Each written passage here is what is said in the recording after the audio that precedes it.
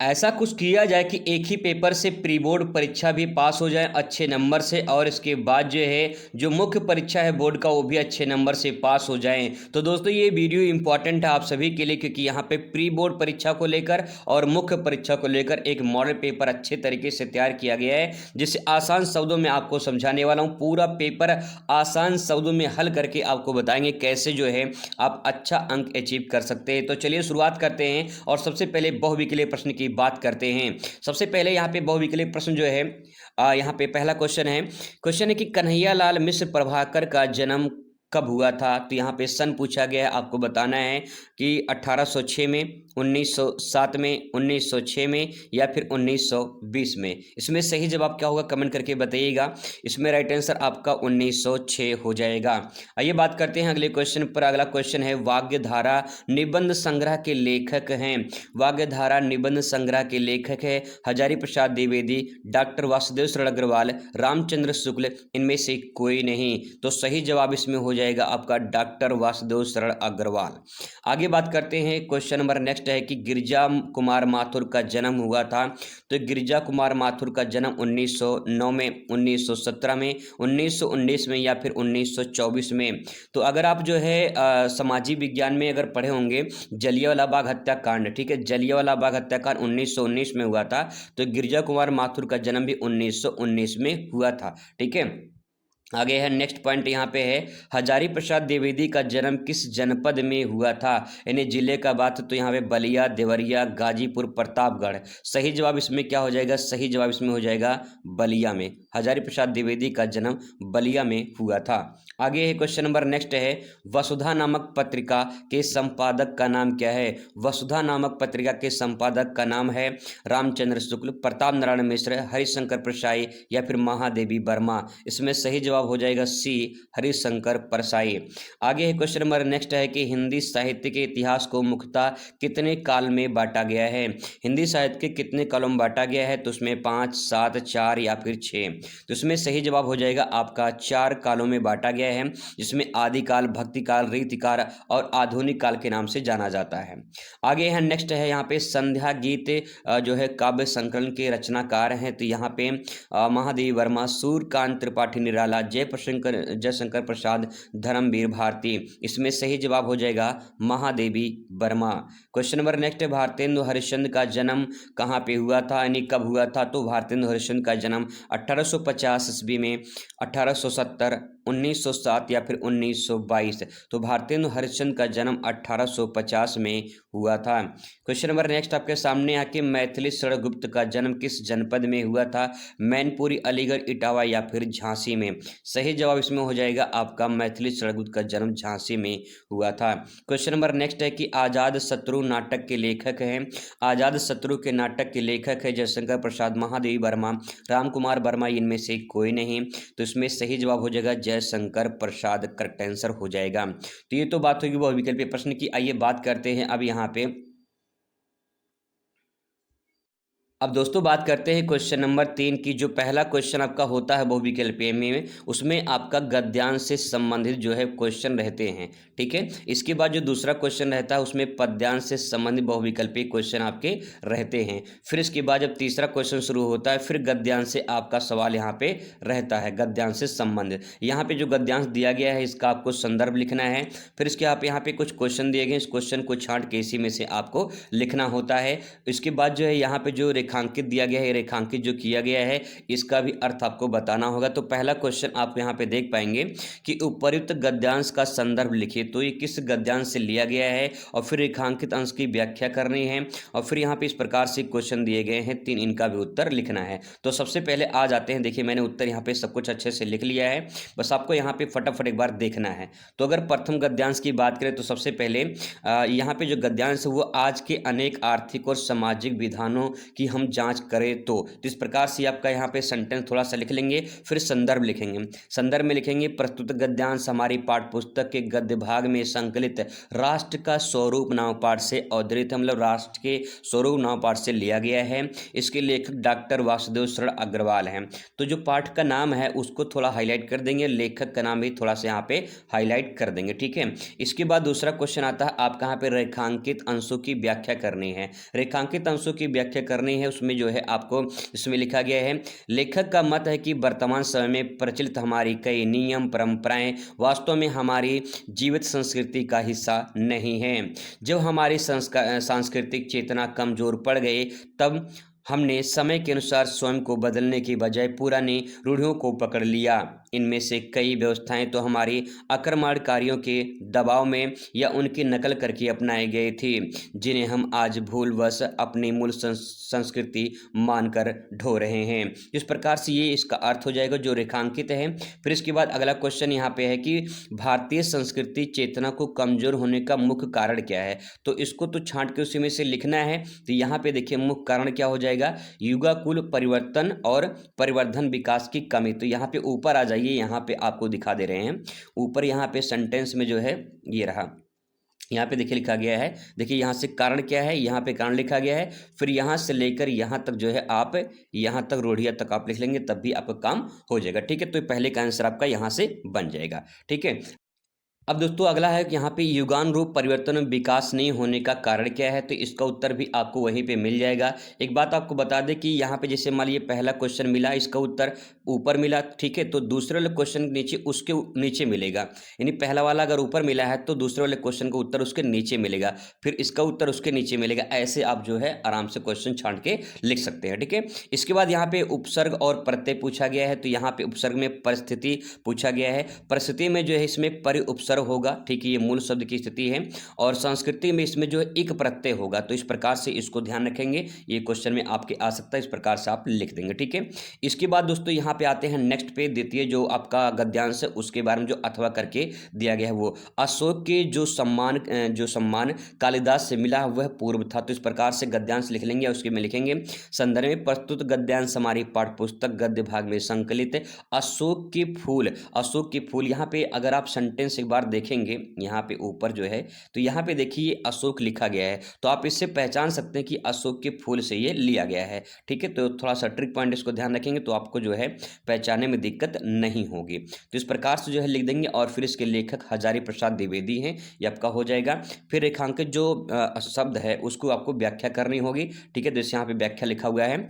हजारी प्रसाद द्विवेदी जी कहते हैं कि प्राचीन काल में अशोक का वृक्ष सुंदरता और प्रेम का प्रतीक था। जब कोई सुंदर स्त्री अपने चरणों से जिनमें पायल बज रही हो अशोक के तने पर प्रहार करती थी तब वह खिलता था। वह फूल इतना सुंदर था कि स्त्रियां उसे कान के आभूषण पहन जो है बनाती थी। यह फूल उनके सौंदर्य से 100 गुना अधिक बढ़ा देता था। यह वृक्ष केवल श्रृंगार ही नहीं बल्कि कामदेव के प्रभाव में प्रकट करता था। तो इस प्रकार से इसकी व्याख्या आप लिख सकते हैं। अगला क्वेश्चन इसमें है कि संस्कृत के किस कवि ने अशोक को सम्मानित किया था। तो इसका उत्तर भी आपको यहीं पे मिल जाएगा, एक बार देख लेते हैं उत्तर ताकि आपको छांटने में दिक्कत ना हो। तो यहाँ पे देखेंगे अशोक को जो सम्मान मिला वो कालिदास से मिला। तो यहाँ पे जो है ये आपका इतना आंसर हो जाएगा, ठीक है। तो वही चीज आपको यहाँ पे ऐसे ही यहाँ पे लिख देनी है जो यहाँ पे लिखा गया है। तो आप यहाँ देख पाएंगे कि संस्कृत के महाकवि कालिदास ने अशोक को अपने साहित्य में सर्वाधिक सम्मान और स्थान दिया। तो इस प्रकार से आप लिख देंगे, ठीक है। ऐसे ही नेक्स्ट क्वेश्चन रहेगा कि अशोक पर फूल आने के संबंध में लेखक क्या विचार थे। तो यहाँ पे इस प्रकार से लिख देंगे कि लेखक के अनुसार प्राचीन काल में यह लोक विश्वास प्रचलित था कि यदि कोई रूपवती स्त्री नूपुर वाले चरणों से अशोक के वृक्ष पर दोहा देनी कोमल प्रहार करे तो उसमें पुष्प खिलते थे। लेखक इस प्राचीन भारतीय संस्कृति की बहुत ही सुंदर और कोमल जो है परंपरा मानते हैं। तो इस प्रकार से इसके बारे में आप लिख सकते हैं। फिर इसके बाद आता है नेक्स्ट यहाँ पे कि अंशी जनकारी तथा कर्णवंतस का अर्थ क्या है। कर्णावंतस का अर्थ क्या है। तो इस प्रकार से यहाँ पे अंशी जनकारी मधुर झनकार उत्पन्न करने वाला, प्रेम को जगाने वाला, इसका अर्थ हो जाएगा प्रेम को जगाने वाला, यह ध्यान रखेंगे प्रेम को जगाने वाला। फिर कर्णावंतस में कान में पहनने वाला आभूषण कर्णावंतस, ठीक है, इस प्रकार से इसका अर्थ हो जाएगा। गद्यांश के बाद फिर से आपको यहाँ पे पद्यांश मिलेगा, फिर इसके बाद जो है आपको यहाँ पे कुछ क्वेश्चन है, इसको आंसर देना है। 10 अंक आपको यहाँ से भी मिलेंगे। तो यहाँ पे दिया गया है कि उपयुक्त जो है ये पद्यांश है, पद्यांश का संदर्भ लिखना है और फिर यहाँ पे कुछ क्वेश्चन दिए गए, इसको जो है आपको लिखना है। तो इसका उत्तर भी आपको यहीं पे देखने को मिल जाएगा। आइए फटाफट जान लेते हैं। ये पद्यांश हो जाएगा, उसके बाद जो है संदर्भ में लिखेंगे। संदर्भ में लिखेंगे प्रस्तुत पद्यांश हमारी पाठ्य पुस्तक के काव्य भाग में संकलित गंगा अवतरण शीर्षक से लिया गया है और इसकी जो रचयिता है वो जगन्नाथ दास रत्नाकर हैं। ठीक है, और फिर इसके बाद यहाँ पे दिया गया है क्वेश्चन कि गंगा जी कहाँ से निकलती है। तो गंगा जी कहाँ से निकलती हैं, तो गंगा जी कहाँ से निकलती हैं, प्रस्तुत पद्यांश के अनुसार कहा जाए तो गंगा जी ब्रह्मा जी के कमंडल से उमड़ रही हैं या निकल रही हैं। ठीक है, इस प्रकार से ये हो जाएगा। आगे यहाँ पे रेखांकित शब्द की व्याख्या करनी है, तो इसमें जो रेखांकित किया गया है ये ऊपर आप देख पाएंगे। यहाँ पे ये रहा जो रेखांकित रहेगा, इसका 2 लाइन आपको इसका हिंदी बताना है। तो यहाँ पे अगर आप देख पाएंगे तो यहाँ पे हिंदी रेखांकित का लिखा गया है। व्याख्या में लिखेंगे कि गंगा जी जलधारा अत्यंत तीव्र वेग के साथ ब्रह्मा जी की कमंडल से निकलकर आकाश मंडल को चीरते ही आगे बढ़ी। उस समय उनके गिरने का वेग इतना प्रबल था कि वह वायु की अवरोध को भी छिन्न भिन्न यानी विखंडित करते हुए अत्यंत तीव्रता से दौड़ रहे थे। तो इस प्रकार से ये व्याख्या हो जाएगा। फिर इसके बाद यहाँ पे क्वेश्चन दिया गया त्रिभुवन शब्द में कौन सा समास है। तो त्रिभुवन में लिखा है ना, त्रिभुवन में द्विगु समास है। त्रिभुवन में 3 भवनों का समूह मतलब यानी द्विगु समास इसमें हो जाएगा। आगे है महामेघ मिली मनहू में कौन सा अलंकार है। तो इसमें उत्प्रेक्षा अलंकार है। यहाँ मनहू शब्द का प्रयोग हुआ है जो कल्पना और संभावना को दर्शाता है। ठीक है, द्वितीय पद्यांश की बात करें तो चलिए द्वितीय पद्यांश में देख लेते हैं। यहाँ पे पद्यांश है और इसके बाद जो है पहले संदर्भ लिखेंगे। संदर्भ जो है इसमें जो कवि हैं वो सुमित्रानंद पंत हैं और कविता का नाम जो है वो बापू के प्रति है। ठीक है, बापू के प्रति कविता का नाम हो जाएगा और सुमित्रानंद पंत जो है इसके लेखक यानी जो है कवि हो जाएंगे। ठीक है, अब यहाँ पे क्वेश्चन दिया गया है कि अधिकांश मानव शरीर संसार में आकर किसकी खोज में लग जाते हैं। जो अधिकांश मानव संसार में आकर किसकी खोज में लग जाते हैं, तो उत्तर इसका हो जाएगा अधिकांश मानव संसार में आकर भौतिक सुख भोग की खोज में लग जाते हैं। ठीक है, तो इस प्रकार से इसका उत्तर हो जाएगा। आगे क्वेश्चन यहाँ पूछा गया मनोज और स्पर्धा शब्द के अर्थ क्या है। मनोज और स्पर्धा शब्दों का अर्थ में मनोज मनोज का मतलब कामदेव यानी मन में जन्म लेने वाला। ठीक है, स्पर्धा का मतलब होड़ यानी प्रतियोगिता, अक्सर ईर्ष्यापूर्ण जो मुकाबला होते हैं, कंपटीशन जो होते हैं वो आपका स्पर्धा हो जाएगी। ठीक है, आगे यहाँ पे दिया गया है इस पद्यांश में कवि ने किस प्रसंग का वर्णन किया है। तो आइए देख लेते हैं इसका उत्तर। यहाँ पे इस पद्यांश में कवि ने महात्मा गांधी ने बापू के व्यक्तित्व की महिमा का वर्णन किया है। कवि ने बताया कि जहाँ सामान्य मनुष्य के मिट्टी के पुतले नाश्वर है, वहीं बापू सत्य की खोज करने वाले दिव्य आत्मा थे जिन्होंने मानवता का उद्धार किया है। अब यहाँ पे रेखांकित अंशों की व्याख्या करनी है, तो इसमें लिखेंगे। इसमें अंतिम की 2 पंक्तियाँ हैं। इसमें है जो है पशुता का पंकज बना दिया तुमने मानवता का सरोज। उसकी व्याख्या लिखेंगे कि पंत जी कहते हैं कि बापू ने अपने आदर्शों से समाज की स्थिति को बदल दिया। पंकज यानी कीचड़ में पैदा होने वाला कमल यहाँ उस समाज का प्रतीक है जो हिंसा और स्वार्थ की कीचड़ में फंसता था। बापू ने अपने अहिंसा और चेतना से उस पशुता रूपी कीचड़ कि कमल को शुद्ध मानवता के स्वच्छ सरोवर के कमल यानी सरोज में परिवर्तित कर दिया। अर्थात उन्होंने मनुष्य के भीतर पशुत्व को समाप्त करके उसे सच्चा मानव बना दिया। तो इस प्रकार से दोस्तों इसका अर्थ हो जाएगा। आइए बात करते हैं अब यहाँ पे जीवन परिचय में। तो जीवन परिचय में वासुदेव सरल अग्रवाल व Hazari Prasad Dwivedi, doctor APJ Abdul Kalam, 5 number पक्का करना है। तो इन सभी जीवन परिचय को में से एक जीवन परिचय आप तैयार कर लीजिए, क्योंकि यहाँ से जीवन परिचय वासुदेव सरल अग्रवाल का 100% आता है, तो इसको ध्यान रखेंगे। फिर इसके बाद कवि का जीवन परिचय रहेगा जिसमें जयशंकर प्रसाद का सबसे मोस्ट इंपॉर्टेंट जीवन परिचय है। अगर इसमें बात करें तो इसमें वासुदेव सरल अग्रवाल का है और इसमें जयशंकर प्रसाद का है। दोनों में से एक तो आपके पेपर में पक्का आएगा। इसके बाद यहाँ पे आता है कहानी नेक्स्ट कि कहानी कला के तत्वों के आधार पर खून का रिश्ता अथवा ध्रुव यात्रा कहानी की समीक्षा कीजिए और इसको 80 शब्दों में लिखना है। 5 अंक आपको यहाँ से मिलेंगे। आइए जानते हैं कहानी की समीक्षा कैसे लिखेंगे, फिर लाठी के बारे में भी थोड़ा सा समझ लेंगे। ठीक है, तो सबसे पहले यहाँ पे देख लीजिए शॉर्ट में लिखा गया है कहानी कला के तत्वों के आधार पर। इसमें भीष्म साहनी द्वारा रचित खून का रिश्ता एक सामाजिक और मनोवैज्ञानिक कहानी है। तो पहला तो आपको पॉइंट ऐसे ही लिख देना है अपनी कॉपी में कि भीष्म साहनी द्वारा खून का रिश्ता एक सामाजिक और मनोवैज्ञानिक कहानी है। इसमें कथानायक के बारे में लिखेंगे कि यह कहानी मध्यवर्गीय परिवार की खोखली मान मर्यादा और रिश्तों के बीच में आर्थिक संघर्ष को दर्शाती है। तो इस प्रकार से कथानायक आप लिख देंगे। फिर इसके पात्र कौन कौन से हैं? पात्र में बाबूजी और वीर जी का मुख्य पात्र है। बाबूजी और वीर जी का मुख्य पात्र इसमें है, जिनके मध्य से लेखक ने पीढ़ी गति अंतराल को उभारा है। पीढ़ी गति जो अंतराल है उसको दिखाया है। संवाद में लिखेंगे इसके जो है संवाद बहुत ही सजीव और स्वाभाविक है। और फिर इसके बाद जो है इसकी भाषा शैली सरल बोलचाल खड़ी बोली के रूप में इसे प्रयोग किया गया है। कहानी का उद्देश्य क्या है? कहानी का उद्देश्य यह है कि कहानी में मुख्य उद्देश्य दिखाना है कि रिश्तों में खून से अधिक सहानुभूति और मानवीयता का महत्व होता है। तो ये एक सारांश है, समरी टाइप का है, आप इसे भी ऐसे लिख सकते हैं। आगे दोस्तों है यहाँ पे ध्रुव यात्रा की कहानी की समीक्षा कीजिए। तो यहाँ पे सबसे पहले लिखेंगे कि कहानी कला तत्वों के आधार पर जैनेंद्र कुमार की ध्रुव यात्रा का उत्कृष्ट मनोवैज्ञानिक कहानी है। तो पहला पॉइंट तो ध्रुव यात्रा जैनेंद्र कुमार, ये आपका बहुविकल्प में भी आ सकता है, तो आप इसे ध्यान रखेंगे। कथानायक की अगर बात करें तो यहाँ पे लिखेंगे यह राजा रिपुदमन और उर्मिला की प्रेम और जो है उनके मानसिक द्वंद्व की कथा है। तो यहाँ पे रिपुदमन है और उर्मिला की प्रेम कहानी है, इसको उन्होंने जो है अच्छे तरीके से सजोया है। और चरित्र जो है चरित्र चित्रण की बात करें तो उर्मिला का जो चरित्र है एक जो है दृढ़ निश्चय और त्यागमयी प्रेमिका के रूप में उभरता है। और संवाद में लिखेंगे दार्शनिक और गंभीर संवादों के माध्यम से पात्रों को मनोदशा को प्रकट किया गया है। अगर वहीं अवतरण की बात करें तो यहाँ पे लिखेंगे अवतरण, ये अवतरण है, ठीक है, अवतरण है। इसमें व्यक्तित्व के अंतर्मन की जो है वातावरण को प्रधानता या अवतरण को प्रधानता दी गई है। निष्कर्ष में या उद्देश्य में लिखेंगे इसमें लेखक ने स्पष्ट किया है कि प्रेम शारीरिक मिलन मात्र नहीं है बल्कि एक आध्यात्मिक उपलब्धि है। वेरी गुड, कितनी अच्छी बात कही गई है कि प्रेम शारीरिक मिलन नहीं है भैया। बहुत लोग शारीरिक मिलन करते हैं और वो सबसे खतरनाक होता है, बल्कि एक आध्यात्मिक उपलब्धि है। ठीक है, चलिए आगे बात करते हैं। नेक्स्ट है लाठी की कहानी। तो लाठी कहानी देख लेंगे। इसमें शिवानी जी की कहानी लाठी की मुख्य पात्र लाठी, उसका चरित्र चित्रण निम्नलिखित है। सबसे पहले असीम धैर्य और सहनशीलता। असीम धैर्य और सहनशीलता में लिखेंगे लाठी गंभीर बीमारी ने टीबी और परिवार के तिरस्कार को बहुत ही शांत भाव से सहती है। लाठी गंभीर बीमारी है टीबी जिसको है, और उसी परिवार को तिरस्कार बहुत ही शांत स्वभाव से सहती है।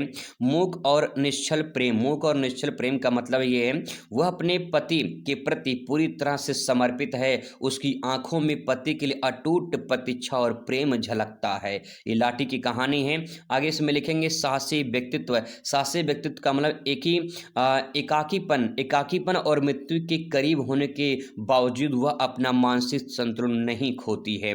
भोलापन देखिए, भोलापन में लिखेंगे वह अपनी पीड़ा को व्यक्त नहीं करती है, इसीलिए उसे लाठी या गूंगी भोली कहा जाता है। अंत तक वह अपने करुणामयी और जीवंत पात्र बनी रहती है। तो इस प्रकार से लाठी की कहानी आप लिख देंगे दोस्तों। फिर इसके बाद स्वपठित से आपका खंड कब आता है ये आप अपने हिसाब से देख लीजिए कि आपके जिले में क्या चलता है, उस प्रकार से आप इसे तैयार कर लेंगे। अब दोस्तों इसके बाद आता है संस्कृत में खंड खा। संस्कृत से संबंधित यहाँ पे प्रश्न 7 नंबर के जो है आपका पूछा जाएगा। ये जो है आपका गद्यांश है, इसका संदर्भ सहित हिंदी में अनुवाद करना है। तो सबसे पहले आप इसका संदर्भ लिखेंगे। ठीक है, संदर्भ में मैं आपको उत्तर दिखा दे रहा हूँ कैसे आप संदर्भ लिखोगे, फिर इसके बाद जो इसकी व्याख्या कैसे करेंगे। तो सबसे पहले यहाँ पे जो है प्रथम जो गद्यांश है उसमें लिखेंगे संदर्भ। प्रस्तुत गद्यांश हमारी पाठ्य पुस्तक के संस्कृत दिग्दर्शिका के संस्कृत भाषा या महत्तम पाठ से अवधृत ने लिया गया है। तो इस प्रकार से जो है इसका ये आप संदर्भ लिखेंगे, फिर इसकी आपको व्याख्या करनी होगी। ठीक है, व्याख्या कैसे करनी होगी तो देखिए भैया इसकी व्याख्या मैं आपको बता दे रहा हूँ कैसे आपको करना है। मैं इसका हिंदी पढ़ दे रहा हूँ, ठीक है, आप यहाँ पे हिंदी समझने का प्रयास करेंगे।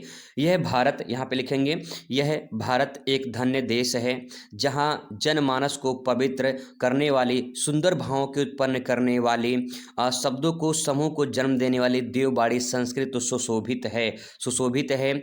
वर्तमान के समस्त साहित्यों में इसका साहित्य सर्वश्रेष्ठ और सुसंपन्न है। यही भाषा संसार में संस्कृत नाम से प्रसिद्ध है। संस्कृत नाम से क्या है, प्रसिद्ध है। और हमारे रामायण महाभारत ऐतिहासिक ग्रंथ, चार वेदों समस्त उपनिवेद, 18 पुराण और जो है अन्य महाकाव्य नाटक जो है इसी भाषा में लिखे गए हैं। इसका उत्तर मैंने यहाँ पे दोस्तों लिख दिया है। अब इसके बाद जो है आपको यहाँ पे अथवा करके दिया गया है उसको भी यहाँ पे देख लीजिए। अथवा करके यहाँ पे जो संस्कृत में आप संदर्भ लिखेंगे, प्रस्तुत गद्यांश हमारी पाठ्य पुस्तक के संस्कृत दिग्दर्शिका के महामना मालवीय पाठ से अवतरित है, नहीं महामना पाठ से लिया गया है। तो यहाँ पे महामना यानी मदन मोहन मालवीय कहा जाता है। विद्वान वक्ता और धार्मिक नेता, कुशल पत्रकार थे, परंतु उनके इनका सर्वोच्च गुण जन सेवा में ही शामिल था। जहाँ कहीं भी वो लोगों को दुखी और पीड़ित देखते थे, वे शीघ्र ही उपस्थिति होकर सभी प्रकार की सहायता करते थे और प्राणियों की सेवा करना इनका स्वभाव था। तो इसका जो है यहाँ पे जो दूसरा वाला संस्कृत है, ये इसका रहा अनुवाद। ठीक है, यहाँ पे अब बात करते हैं यहाँ पे खंड खा की। तो यहाँ पे जो खंड खा है, इस श्लोक का भी यहाँ पे उत्तर लिखना पड़ेगा। तो यहाँ पे जो है आपको देखिए, यहाँ पे आपको मिल जाएगा खंड खा का इस श्लोक वाला। तो सबसे पहले यहाँ पे जो है संदर्भ में लिखेंगे, प्रस्तुत श्लोक हमारी पाठ्य पुस्तक के संस्कृत दिग्दर्शिका के नृपति दिलीप पाठ से लिया गया है, यानी अवतरित है। और इसका अनुवाद यहाँ पे लिख पाएंगे तो देखिए 2 लाइन का यहाँ पे अनुवाद है इसका, 2 लाइन में आप जो है इसका अनुवाद लिखेंगे। तो यहाँ पे जो अनुवाद है वो कहाँ गया भैया, ये रहा। ठीक है, यहाँ पे लिखेंगे कि राजा दिलीप प्रजा के कल्याण के लिए उनसे कर ने टैक्स लेते थे। जिस प्रकार से सूर्य पृथ्वी से जल ग्रहण करता है ताकि उसे हजारों गुना जो है वर्षा के रूप में वापस लौटा सके, वैसे ही राजा दिलीप प्रजा की भलाई के लिए ही जो है वो कर लेते थे। तो इस प्रकार से जो है आप इसे हिंदी लिख देंगे। ठीक है, और फिर इसके बाद आता है आप यहाँ नेक्स्ट है अथवा सुभाष रतनानी। तो यहाँ पे जो है आपका जो संदर्भ हो जाएगा, संदर्भ में लिखेंगे, प्रस्तुत श्लोक हमारी पाठ्य पुस्तक के संस्कृत दिग्दर्शिका के सुभाष रतनानी पाठ से अवतरित है। और आगे दोस्तों यहाँ पे अनुवाद में लिखेंगे, जो पीठ पीछे काम बिगाड़ने वाला हो और सामने मीठा बोलने वाला हो, ऐसे मित्र को उसी प्रकार त्याग देना चाहिए जैसे घड़े को त्याग दिया जाता है, जिसके ऊपर के हिस्से मुख में दूध भरा हो लेकिन अंदर विष भरा हो। तो इस प्रकार से इसका अर्थ, कितनी बढ़िया बात लिखी गई है। फिर इसके बाद दोस्तों यहाँ पे क्वेश्चन आंसर रहता है, आपका प्रश्न उत्तर लिखना पड़ता है संस्कृत में। 2 + 2 4 नंबर मिलेगा, इसमें से 2 ही आपको करना होगा कि नहीं, 2 प्रश्नों का उत्तर आपको देना होगा। तो यहाँ पे देखिए पहला है विद्यार्थी किम तज्जेत। तो यहाँ पे जो किम लिखा गया है, बस आपको यही आपको सेंटेंस चेंज करना है। ठीक है, तो यहाँ पे विद्यार्थी जो है सुख जो है तज्जेत हो जाएगा, तो यहाँ पे किम की जगह सुख हो जाएगा। बस एक छोटा सा शब्द आपको यहाँ पे लिखना रहता है। ठीक है, जैसे अगला देखिए यहाँ पे लिखा है कि न्यात पता न परविचलंती। तो अब यहाँ पे जो आपको लिखना है सेंटेंस, वो यहाँ पे चेंज करना है। इसका उत्तर हो जाएगा धीरा न्यात पथा न पर विचलंती। तो इस प्रकार से हो जाएगा, यानी धैर्यवान पुरुष न्याय मार्ग से विचलित नहीं होता है, इसका अर्थ हो जाएगा। तो यहाँ पे जो आपको लिखना है वो सेंटेंस लिखना है, ये आपका यहाँ तक, बाकी यहाँ तक तो आपका है। ठीक है, थोड़ा सा आपको शब्द खाली चेंज करना रहता है, बाकी जो है आप उत्तर आसानी से लिख सकते हैं। इसके बाद यहाँ पे नेक्स्ट ऐसे 2 क्वेश्चन का उत्तर आपको यहाँ पे देखने को मिल जाएगा, 2 ही आपको लिखना है उसमें से। ठीक है, अब इसके बाद आता है आपका यहाँ पे नेक्स्ट व्याकरण से संबंधित प्रश्न, जिसमें से आपको हास्य या करुण रस से संबंध जो है इसका लक्षण और उदाहरण आ सकता है, या फिर उपमा और रूपक अलंकार, या फिर जो है सोठा या फिर कुंडलिया छंद से संबंधित प्रश्न आपको देखने को मिलेगा। आइए इसका उत्तर जानते हैं, कैसे इसको उत्तर को आप यहाँ पे लिखेंगे। सबसे पहले यहाँ पे देखिए हास्य रस की परिभाषा लिखेंगे, जब किसी व्यक्ति की विकृत वेशभूषा चेष्टा आकार देखकर हृदय में जो हास्य यानी हंसी नामक अस्थायी भाव जागृत होता है तो उसे हास्य रस कहते हैं। इसका हास्य रस अस्थायी भाव हो जाएगा। ठीक है, यहाँ पे आपको उदाहरण भी लिखना है। उदाहरण में लिखेंगे कि विंध्या के वासी उदासी तपोव्रतधारी महा बिनु नारी दुखारे गौतम ते तरी तुलसी सौ कथा सुनी भय मुनि वृंद सुखारे। तो इस प्रकार से जो है आपको ये लिखना पड़ेगा। ठीक है, फिर इसके बाद यहाँ पे अथवा करके करुण रस दिया है, इसकी परिभाषा देखिए, प्रिय वस्तु के विनाश अनिष्ट एवं वियोग से हृदय में जो शोक नामक अस्थायी भाव जागृत होता है उसे करुण रस कहा जाता है। उदाहरण के तौर पर लिखेंगे, मणि खोए भुजंग सी जननी, फन सा पटक रही थी शीस, अंधी आज बनाकर मुझको, किया न्याय तुमने जगदीश। तो इस प्रकार से लिख सकते हैं इसको। आगे यहाँ पे अलंकार की बात कर लेते हैं। अलंकार में देखिए उपमा अलंकार है। यहाँ पे उपमा अलंकार में लिखेंगे जहाँ किसी वस्तु या व्यक्ति की तुलना किसी अन्य प्रसिद्ध वस्तु या व्यक्ति से उसके समान गुण धर्म के आधार पर की जाती है तो वहाँ उपमा अलंकार होता है। इसमें 4 अंग होते हैं, उपमेय, उपमान, साधारण धर्म और वाचक शब्द। उदाहरण के तौर पे देखिए हरिपद कोमल कमल से, यानी यहाँ भगवान के चरणों का तुलना कमल से की गई है, तो हरिपद कोमल कमल से। ठीक है, आगे यहाँ पे नेक्स्ट है आपका रूपक अलंकार। तो रूपक अलंकार परिभाषा में लिखेंगे जहां उपमेय में उपमान का अभेद आरोप किया जाता है, अर्थात उपमेय और उपमान का एक ही मान लिया जाता है, उसे रूपक अलंकार कहते हैं। जैसे चरण कमल बंदो हरिराय। ठीक है, अब बात करते हैं यहाँ पे छंद के। तो सबसे पहले बात कर देंगे सोठा छंद में इसकी परिभाषा। यहाँ पे लक्षण देखेंगे तो सबसे पहले आ जाते हैं यहाँ पे, यह एक अर्धसम मात्रिक छंद है। इसमें 4 चरण होते हैं। इसके पहले और तीसरे चरण में 11-11 मात्राएं होती हैं, दूसरे और चौथे में 13-13 मात्राएं होती हैं। यह दोहा का ठीक उल्टा होता है। उदाहरण के तौर पे यहाँ पे लिख पाएंगे जो सुमित सिद्ध होए, गणनायक करिवर वदन, करहूं अनुग्रह सोए, बुद्धि राशि शुभ गण सदन। तो इस प्रकार से इसको आप लिख सकते हैं। ठीक है, नेक्स्ट बात करते हैं कुंडलिया छंद में। तो यहाँ पे एक विषम मात्रिक छंद है जिसमें 6 चरण होते हैं। यह एक दोहा और एक रोला को मिलाकर बनता है। इसकी विशेषता यह है कि जिस शब्द से शुरू होता है उसी से समाप्त होता है। तो यहाँ पे देखिए उदाहरण के तौर पे लाठी में गुण बहुत हैं, सदा रखिए संग, गहरी नदी नारी जहां तहां बचावे अंग। भैया इस प्रकार से लिख सकते हैं। ठीक है, फिर इसके बाद दोस्तों आपका आता है निबंध। निबंध काफी मोस्ट इंपॉर्टेंट है, 9 नंबर आपको यहाँ पे देकर जाता है। क्वेश्चन नंबर 12 दोस्तों यहाँ पे है नैनम का संध विच्छेद कीजिए। नैनम का संध विच्छेद क्या होगा? ने प्लस नम, नय प्लस अनम, नय यहाँ पे प्लस बीच में रहेगा, नय प्लस अनम हो जाएगा और ने धन अनम हो जाएगा। तो यहाँ पे राइट आंसर क्या हो जाएगा? इसमें राइट आंसर आपका ने धन अनम हो जाएगा, यानी दा वाला, और ये अयाद संधि है। ठीक है, अयाद संधि है। आगे बात करते हैं, नेक्स्ट है नाविका का संध विच्छेद क्या होगा? नाविका का संध विच्छेद, अरे भैया यहाँ पे प्लस लगा ही नहीं है तो मिस्टेक हो गया है पूरा। यहाँ बीच में आप प्लस लगा लेंगे। ठीक है, सब में प्लस रहेगा, थोड़ा मिस्टेक हो चुका है, मिसप्रिंट हो चुका है यहाँ पे, तो बीच में आप प्लस लगा लेंगे। इसमें राइट आंसर आपका नौ धन आपका इका हो जाएगा, इका। ठीक है, ये भी आपका अयाद संधि के अंतर्गत आता है। आगे है यहाँ पे नेक्स्ट है आपका नेक्स्ट है कि दुस्वात्र में संधि क्या है, ये आपको बताना है। दुस्वात्र में संधि क्या है? तो उसमें आपका हो जाएगा कौन सा? डा वाला आपका राइट आंसर, दा वाला आपका करेक्ट आंसर हो जाएगा। नेक्स्ट है निम्नलिखित में से किसी एक का जो है बिहू करके समास लिखिए। तो किसी एक का जो है आपको इसमें समास लिखना है, समास लिखना है। तो ये जो है आपका यहाँ तक तो नहीं है, ये इसका उत्तर है। ठीक है, यहाँ पे इसका समास क्या हो जाएगा? अजीनम या फिर महादेव या फिर त्रिनेत्र, इसमें से किसी एक का आपको लिखना है। ठीक है, तो यहाँ पे अगर बात करिए इसका उत्तर मैंने यहाँ पे लिखा है, उत्तर मैं आपको दिखा दे रहा हूँ ताकि जो है आप पूरा इसे रिवाइज कर पाए। ये देखिए यहाँ पे लिखा गया है। ठीक है, यहाँ पे सब में अजीवनम है, महादेव है, त्रिनेत्र है, तो उसमें देखिए समास विग्रह करेंगे अजीवनम का जीवन भर हो जाएगा। ठीक है, जीवन भर हो जाएगा। और फिर समास का नाम ये अव्ययीभाव समास है। महादेव की बात करें तो महान है जो देव, ये कर्मधारय समास है। और त्रिनेत्र में 3 नेत्र जिनके यानी अर्थात शिव, ये बहुव्रीहि समास है। तो इस प्रकार से तीनों मैंने आपको यहाँ पे बता दिया है। ठीक है, फिर इसके बाद यहाँ पे 13 नंबर क्वेश्चन, निम्नलिखित में से किसी एक शब्द में धातु एवं प्रत्यय बताइए। किसी एक शब्द में आपको धातु एवं प्रत्यय बताना है। तो यहाँ पे धातु और प्रत्यय बताने के लिए आपको यहाँ पे उत्तर पे आना होगा। 13 नंबर उत्तर ये रहा। तो 13 नंबर उत्तर में देखिए यहाँ पे जैसे पठनीय यहाँ पे लिखा है तो ये पठ धातु हो जाएगा। ठीक है, और इसमें अनियर प्रत्यय हो जाएगा। तो इस प्रकार से आपको लिखना है। ठीक है, नेक्स्ट है स्थित्वा। स्थित्वा में अस्था धातु हो जाएगा और एक कत्वा यानी प्रत्यय हो जाएगा। ठीक है, फिर धनवान में धन शब्द यानी आपका शब्द हो जाएगा, धातु हो जाएगा। और फिर इसमें मातुप या वातुप प्रत्यय, आपका ये दोनों आपका सही होता है, मतुप या वतुप। ठीक है, प्रत्यय हो जाएगा। तो यहाँ पे इसके बाद जो है आपको यहाँ पे प्रत्यय बताना है, दूसरा वाला प्रत्यय बताना है।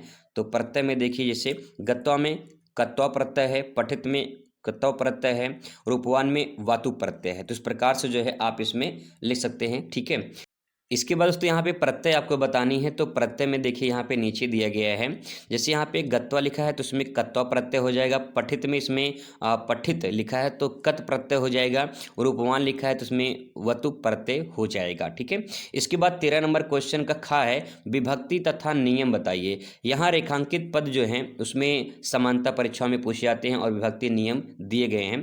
तो यहाँ पे देखिए जो सह राज्ञा पुरुषः अस्ति, तो उसमें जो है विभक्ति आपका षष्ठी विभक्ति हो जाएगा, और जो है यहाँ पे जो राज्ञा है ये षष्ठी विभक्ति हो जाएगा, और फिर नियम है षष्ठी से यानी संबंध बताने के योग में। तो इस प्रकार से आपका जो है जाएगा नियम। अगला यहाँ पे देखिए जैसे लिखा है कि निर्षु द्विज श्रेष्ठ, तो यहाँ विभक्ति सप्तमी विभक्ति हो जाएगा। ठीक है, और नियम है यतस्य निर्धारणम, यानी जब बहुतों में से किसी एक को श्रेष्ठ बताया जाए तो ये जो है इसका अर्थ हो जाएगा। ठीक है, फिर इसके बाद यहाँ पे नेक्स्ट देखिए शपदेन खज्जा अस्ति, तो विभक्ति तृतीया विभक्ति हो जाएगी, और नियम जो है यान जो है ये ना यज्ञा विकारा हो जाएगा, यानी शरीर के जिस अंग में विकार यानी कमी दिखाई दे वह तृतीया विभक्ति होती है। ठीक है, आगे इसके बाद जो है यहाँ पे आपको लिखना पड़ेगा 14 नंबर क्वेश्चन में एक विषय पर, किसी एक विषय पर लिखना पड़ेगा प्रार्थना पत्र। तो यहाँ पे जैसे देखिए प्रार्थना पत्र लिखा गया है, तो प्रार्थना पत्र जो है पहले लिखेंगे